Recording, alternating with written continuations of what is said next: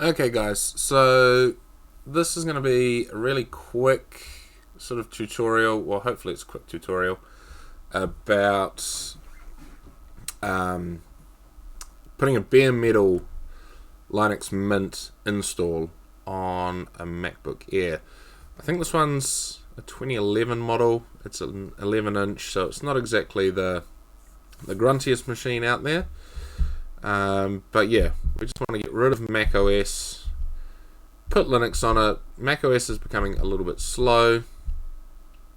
I don't use Mac products. And as we can see here, this is OS High Sierra 10.11.6. There you go, mid 2011. That was a good guess, wasn't it? And 2 gigs of RAM, so not exactly blistering. 1.6 i5.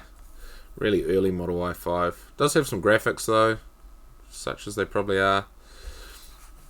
But yeah, it's far too slow to be of any use in 2024. I mean, yes, it's a 14-year-old machine, so we'll see what we can make it do. So I'm going to shut it down. I've got my USB stick with my Linux ISO on it, and we're just going to restart the machine and press and hold the Alt or Option button when it reboots, and that'll take us to the new bootloader. Now you might have to do this a couple of times because yep, there we go, it's only done the hard drive, so let's try that one again. Power it off.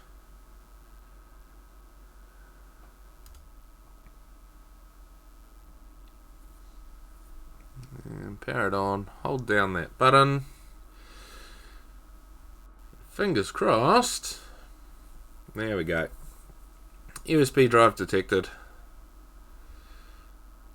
Go to the middle option, so you kind of want the first partition of the hard drive, which has got the bootloader and everything on it. There we go, good start, got grub. So Linux Mint.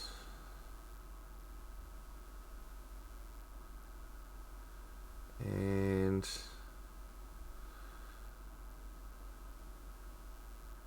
I haven't done this before. I'm kind of hoping I haven't even used Mint for a very long time, but I am hoping, I have fingers crossed, that such as the Wi-Fi drivers and the touchpad are just going to work out of the box. I guess if it doesn't pan out, I do have a USB mouse and I have a USB to RJ40. Of course, there's no RJ45 port on the MacBook Air. So, but any problems we come across, I will sort out in real time. You can see me. I'm hoping I don't have to write drivers for it and whatnot. If so, I'll try and... I guess the easiest thing to do would be to modify the drivers, and then I'll re-upload a special ISO image if you do want to put Mint on a MacBook Air, but we'll see. This is a first for me as well. I just thought I'll record it as we go through it. I'm hoping it's not too long of a video. Obviously, when it's installing Mint, we'll kind of fast forward through that bit when it's copying the files over, but yeah, I would say if you're doing this, well, I guess wait until the end of the video, but maybe have a USB mouse. Actually, I've got a USB Wi-Fi adapter as well, although there's no guarantee that those drivers will work, so there we go, nothing to worry about there. Is it going to bring us to a terminal, or is it going to load a graphical installer? Let us see. But yeah, this thing, like I say, it was getting too old, too slow. All of the programs that I used to use when I was using Macs are now obsolete. They've become open source, things like Komodo Edit and Komodo IDE. Atom text editor, like they're all gone. So it's all Visual Studio Code and bits and pieces now. The thing I do like about most Linux distributions, like on my desktop, which you'll probably see me cut away to whenever I need to enter a password, that's running OpenSUSE, and I was always sort of a Debian / Ubuntu / Mint user until I came across OpenSUSE, and it's just been absolutely flawless. I had one small hiccup, which resolved itself. I had a few things not work, and the login screen would freeze and that, but here we go, a desktop.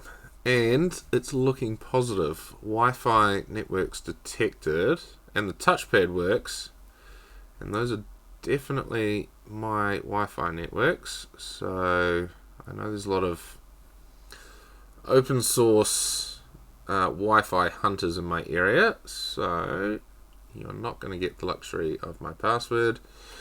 Here's a nice messy disk for you to stare lovingly at with all my projects. But here we go. So let's see if it actually connects. Looking good. And the good thing about Mint, I mean, most distributions come with it, but you've got your Office suite all there by default. You've got internet browser and email client, and basically from there you're off and running, right? You don't need, basically once you have a working web browser, and you can take some notes and stuff, you're kind of off and running. Now this is just a live environment. We're going to click here to install, and let's see. I can't remember how these old MacBooks, I'm pretty sure it's just like a SSD that's essentially soldered to the motherboard. So let's see if it can pick up the hard drives and so forth.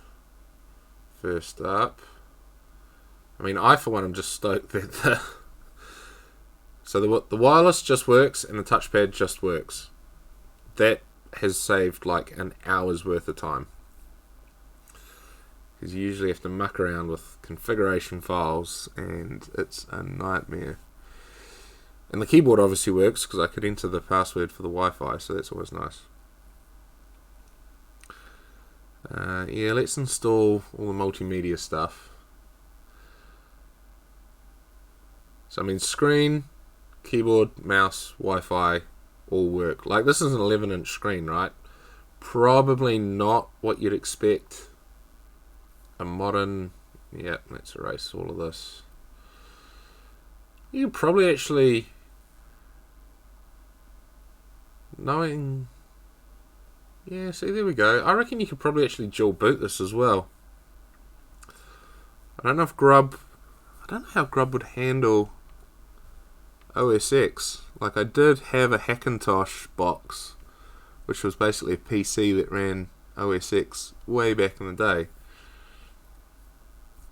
And I vaguely recall that I did have a Linux distribution, I think it was Ubuntu, and that Grub did just know how to dual boot that, but yeah, I don't know, things might have changed, so I don't care. I don't want to keep OS X. The hard drive in this is tiny. I think it's a 128, or it might even be a 64 gig hard drive, so I mean, I'm not going to start divvying that up to have two operating systems when I have no intention whatsoever of ever booting OS X again.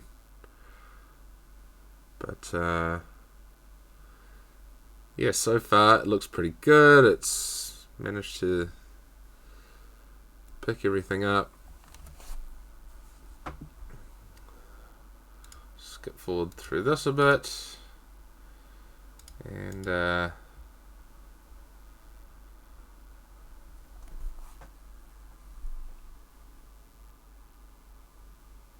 yeah, basically it's all... The screen is a lot clearer than what it appears through... I'm just using my cell phone actually to film this, but I do promise you the screen is an awful lot more clear than what it appears in the video.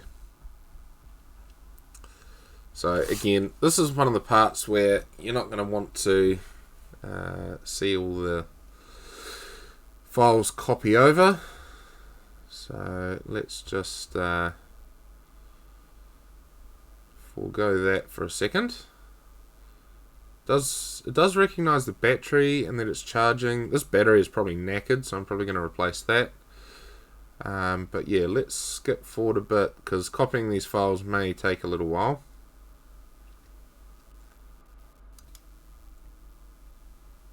Alright, so kind of coming up to the end, running depackage now. So this shouldn't take too long from here.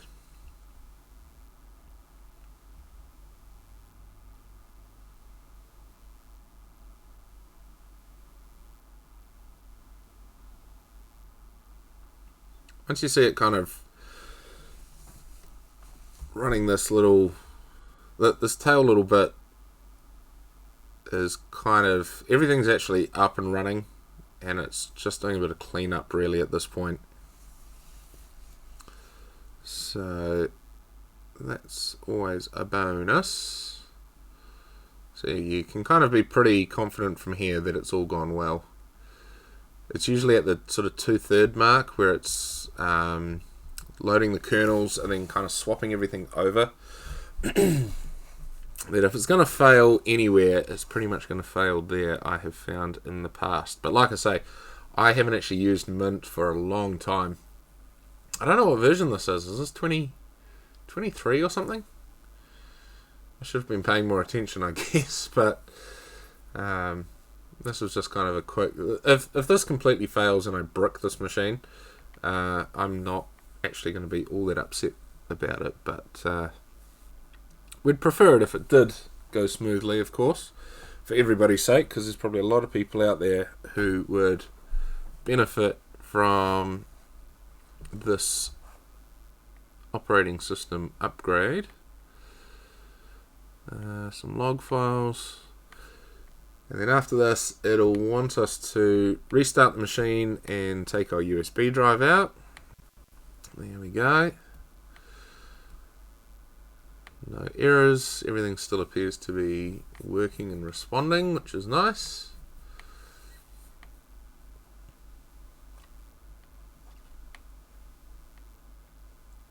Now, if the machine had a bit more grunt, actually you could probably run KDE on this, because it did have a tiny bit of graphics power dedicated to it. I'm just running Cinnamon because it's kind of the more default, I guess. There we go, yank that out and hit enter. Happy days. Let's see if it actually restarts automatically.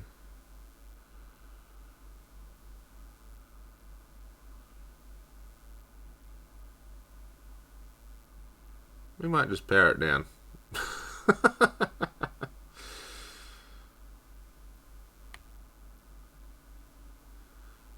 We'll just hit the power button. And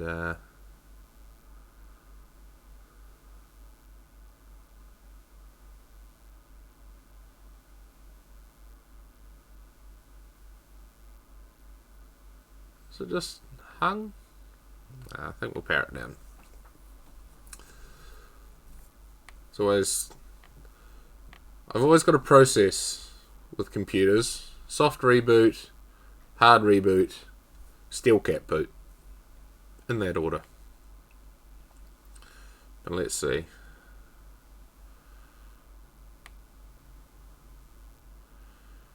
Moment of truth. Well, that's always a good sign. So basically, it's not on life support anymore. It's, there's no USB drive in there. We do have the Mint logo. Not that the phone is seeing that very clearly, but white screen. Did we celebrate too soon? Nope, that is a Mint cursor. Hey, there we go. So connected to the Wi-Fi. Alright. Cursor is still working. Let's see. It's probably doing an awful lot of cleanup, and it might be grabbing some upgrades in the background. So let's...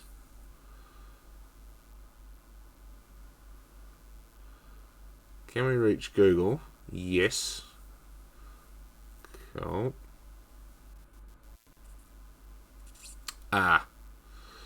.co.uk. Excellent. So my my VPN on my router is obviously working. We've popped out. Down the bottom you can see that it's... What have you guys been searching? Oh my stars. Those are the trending searches today? Come on. Interesting that it knows... So is New Zealand... Does it get like the locale from the machine? That's kind of cool. Others. Heavy metals and tampons. What? Oh, guys. So yeah, it's up and running. It's connected. Let's do a quick speed test here.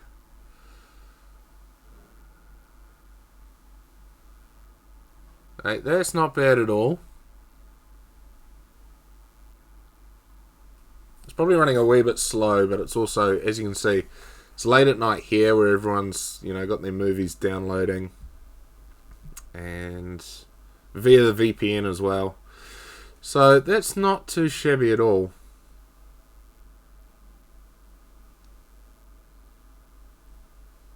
There we go. Server Auckland, yeah, nice. So there we go. It's all doing its thing pretty well. Let's also skip forward a wee bit, and we'll run it through some other tests. Yeah, there's an awful lot of updates there, as we thought.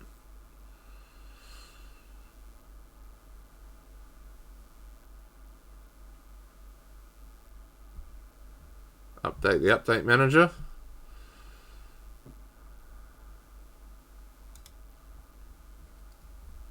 Alright, so let's just open the system monitor here and see exactly how many resources we're using. And that's not bad. That's not bad at all. Remember, this machine is old. It only has 2 gig of memory. We're using less than a gig. And our CPU, don't quite know what Core 2 is doing there. Oh, it is kind of alternating. CPU 3 and 4 are probably economy cores. I don't know. Again, I'm not an Intel. For someone who doesn't like Apple and doesn't like Intel, I seem to be running both there. But I don't know. Are cores 3 and 4 on the i5 economy cores? Is that why it's offloading most stuff to 1 and 2? I don't know. But there we go. Not using a lot of swap space either. You can see, yeah, so you can see those hard drives fine, which is brilliant.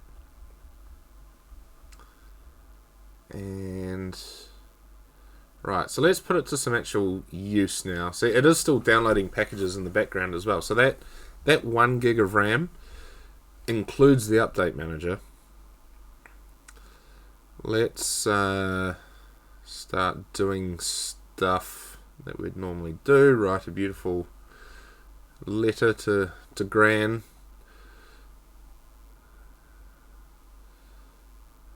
Yeah, get rid of that.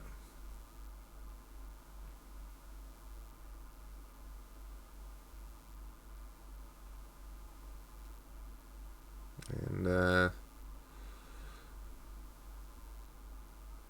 it's running pretty smoothly. And again, it's doing multiple things. It's still running probably some post-install stuff in the background. It's doing those updates, obviously.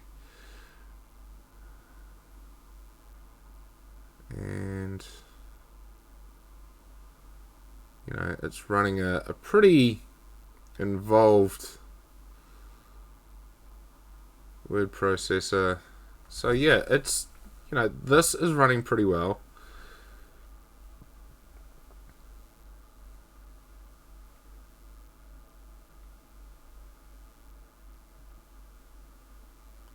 File manager, kind of as you'd expect.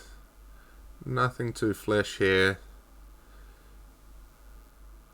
I know this probably seems really boring, but for me, I haven't used Mint for a wee while, so even even things like the File Explorer, I'm finding very exciting.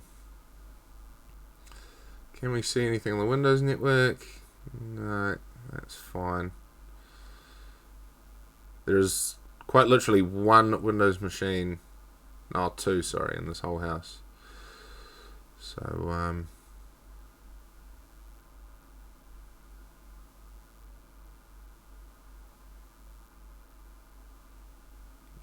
I wish you could see how clear this screen was. This video is not doing it any justice whatsoever, but hey ho.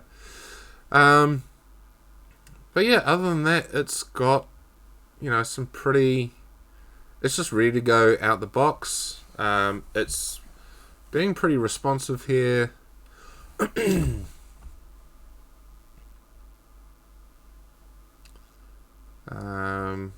What on earth is this? Walkinator? I don't know. Oh, that's kind of cool. Oh, I might have. Yeah, it's groovy. I never knew that even existed. So there we go.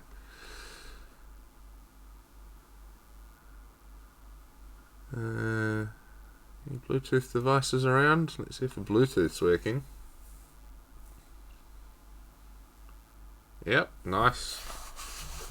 TY, I think that I think those are just my portable headphones. There you go, Samsung M5. That's a speaker. Man, that's quite a distance away. That is in a room at the opposite end of the house. Let's see if it finds an M7 as well. That'd be really impressive. But yeah, the fact that it's... Don't know if I'd want an M5 on either side of my ear, but anyway. Yeah, this is cool. This is just basically me exploring now, but yeah. So we're doing some updates. Let me have a play around, and if there's anything else fun that we find, I'll be sure to sort of add it to the video. But yeah, other than that, it's you've got all your basic stuff you could really need. Document scanner, yeah, we'll see if that actually works. I'll have to find a scanner and plug it in. Oh, it's got transmission, that's kind of neat. And obviously Firefox for your web browser there. What's it found? Do I want to take a risk with these hardware drivers? Calendar. Oh yeah, it's got a few media players, that's cool. We'll have to have a play with those later on as well. But yeah, let's see what else we can find. Alright, so it has found a driver, and the other thing I just did want to show people is the themes. Because I'm a big believer in having a device. If people saw my OpenSUSE setup on my main machine, let's see if this driver works. But yeah, I like the amount of sort of tweaking and configuration. It's almost,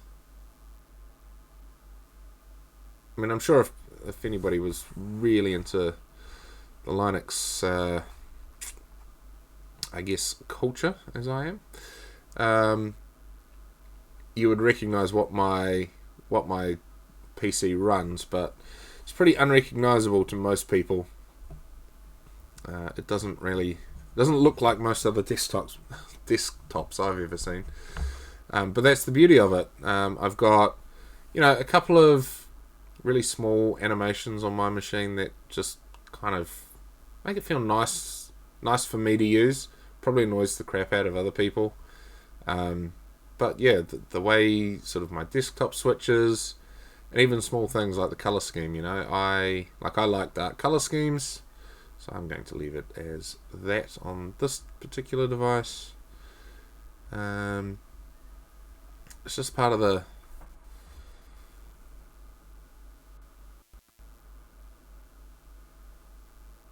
so many options. But yeah, I believe that the human should dictate to the machine, not the other way around. So if you can have it looking the way you want it to look, it's just, why wouldn't you, you know? And you don't get that sort of functionality last time I played with Mac OS or even Windows. Windows lets you kind of change them a bit, I think.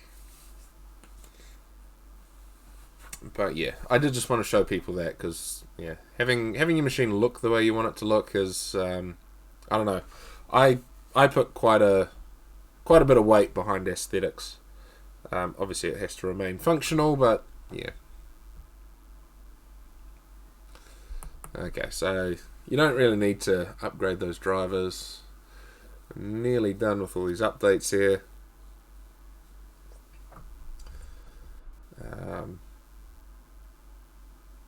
Let's take another quick pause. What are we doing there? Oh yeah, okay. So that's quite a major upgrade. But here we go. I guess the other thing we want to see is that it can play YouTube videos straight out of the box as well.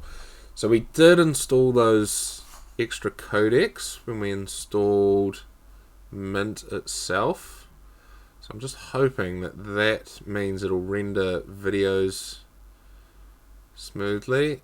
Oh no, can we what are we gonna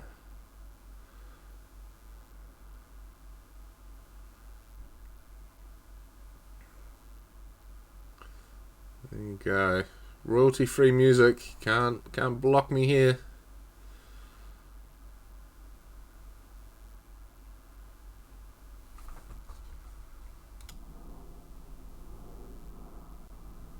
So here we go.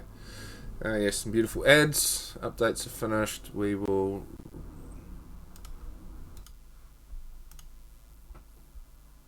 Oh, sorry, bit of a glitch there. So. Oh, come on with the ads already. Not interested. So there we go. It is playing video. Trust me, it's playing music.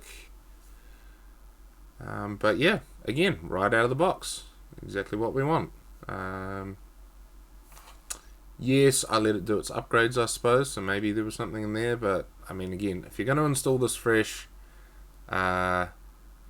make sure you do all the updates, because there's probably security patches and everything else. So here we go. Yeah,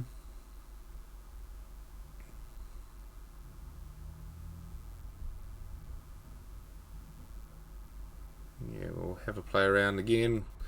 Let me have a bit more of a play, see if we can find anything else that is going to catch anybody, and we'll come back to the video. Alright, so yeah, I basically went through, I've been playing with a few different sort of settings and whatnot, and realistically, everything is just working as expected. So I do have another machine which I'm probably I might try and force a macOS install onto my 13-inch that it's not designed to have, and we'll sort of see from there how that goes.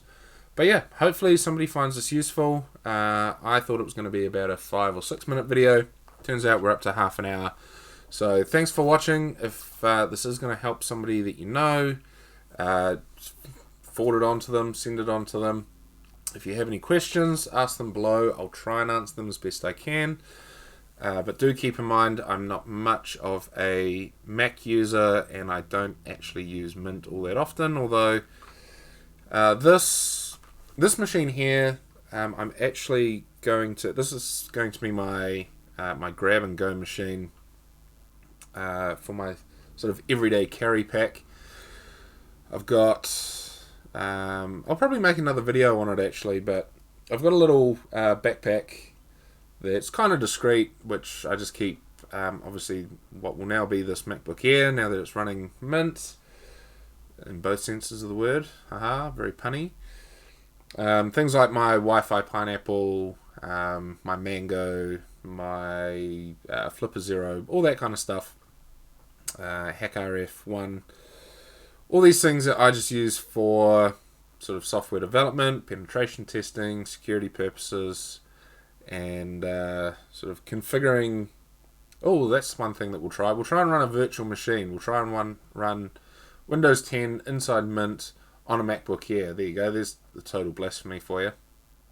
So I just realized I have three security systems that actually need Windows software in order to configure, but I've also got a much... In fact, I don't know if I will bother putting a virtual machine with 11 on this, because they require something that can handle going through large databases quite quickly, which I just know this machine, with its memory and its processor and GPU restrictions, it's not going to be great for those. But I'll just do it as a fun project. But yeah, we'll see. We'll see if it can be done. But yeah, if this sort of stuff does interest you, maybe save me as a favourite. I'm always uploading stuff, hacking phones and smartwatches and everything else. If you want to see I've got coming in a couple of cool devices that if you're wanting to get into cybersecurity, or you want to sort of learn a bit about it in order to make yourself more secure, my next few videos will probably be of interest to you. We've got my router sort of configurations that should help keep your home, and I guess small office, a bit better protected as well. For people that travel, my everyday carry pack is going to be probably of great interest. And if you want to get really involved in cybersecurity, we're going to show you how to put Kali Linux on a small netbook, which is pretty easy. I mean, if you've watched this, putting Linux Mint on a MacBook, it's pretty much the same process. You stick in an ISO. With Kali Linux, you want to be a bit careful about the options when you go through the install. You don't just randomly smash the next button and hope for the best. But yeah, I'm basically going to have Kali Linux on a netbook. I'm going to put it on a cell phone, so I'll be putting it on my Google Pixel, and also putting it on a TicWatch. And then we're going to show you exactly with a combination of those three machines and a modified Wi-Fi Pineapple, or actually I might use the Mango for that. I think everybody's seen a Wi-Fi Pineapple and just gone, yeah, okay, that's great. But the Mango's a bit more, yeah, it's a little bit different, and it's a little bit more fun. Or even the Flipper Zero. So yeah, so there'll be all this kind of security stuff coming up, which may be of interest. So if so, yeah, I guess subscribe to the channel. I hate when people ask that, but if you do, you'll be next in line to see all of the bits and pieces that we've got coming out. I might do some stuff with my OpenSUSE KDE desktop, because a few people do ask questions about that when they do see it. I'll run through some of the config files. I'll go through some of the different desktop environments and display managers and window managers that I've got. And yeah, thanks very much for watching. I hope that this helped you out, and we'll see you in the next video.